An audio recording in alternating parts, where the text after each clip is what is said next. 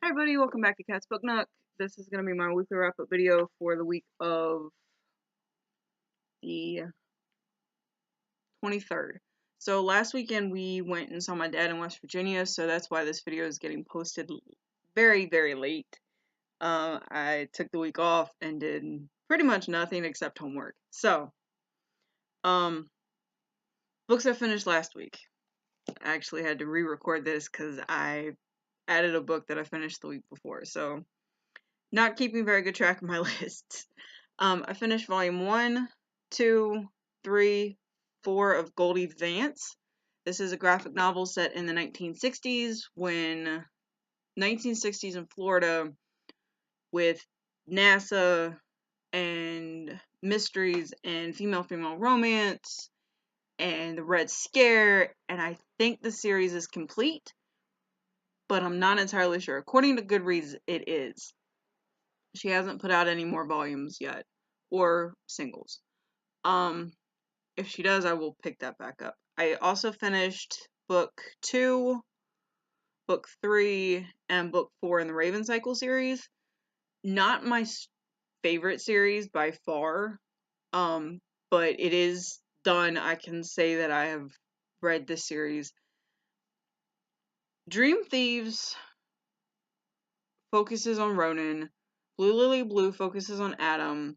And the Raven King focuses on Gansey. So each of the 4 main characters outside of Noah had their own sort of book that they focused on them, not wholly specifically, but it seemed to be more of their book. So first book was Blue, second book was Ronan, third book was Adam, fourth book was Gansey. It did introduce some new characters. It did sort of have the story kept going and it flowed. It wasn't terrible. The pacing wasn't bad from what I noticed. It was just, I can understand why there is the hype around it, but again, like I said, it's definitely not my favorite series. I actually preferred An Unkindness of Magicians by Kat Howard to the Raven Cycle books. This one was about a magic system that is failing and how one person can be the downfall of the entire system falling. Really, I thought it was well done, and definitely check this one out if you... It's definitely magical realism, but the magic system is twisted. I liked it. It was a good twisted. Currently reading, I don't remember what I was reading on Sunday. Actually, wasn't supposed to be reading anything on Sunday, although we did start listening to Catching Fire, which is the second book in the Hunger Games trilogy, on the way to and from West Virginia. So I guess that counts as my currently reading. For last week. New books this week. New audiobooks. Must Love Dogs by Claire Cook. The Danish Girl by David Ebershoff. Ebershoff. I'm not sure how you say his last name. The Queen of the Tearling by Erika Johansen. I really want to pick this one up as soon as possible. And then Victoria and Abdul by Shrabani Basu. Again, probably just butchered their last name. Physical books that were new. We had Kitty in the House of Horrors. Kitty's House of Horrors. I will talk about this one tomorrow. Even though I wasn't supposed to do a video tomorrow, I did get through several books this week. Which wasn't... I didn't feel like creating anything this week, so I just read. Picked up the physical copy of the Best Exotic Marigold Hotel. I started the audiobook last week, and no, I'm good. So I picked the physical book up of that. Walkable City by Jeff Speck. The hold came in from Marina for this one. This is about downtown and urban centers. If I can pull the thing off. How downtown can save America one step at a time. That's the tagline for this particular book.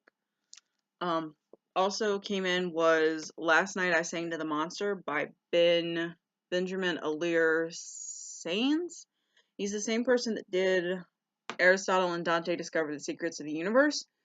This one is about, from what I remember, it's about alcoholism and feeding that particular demon. So, there's actually a card in this one. That is not the right card. That's kind of cool. So, should be an interesting kind of short read.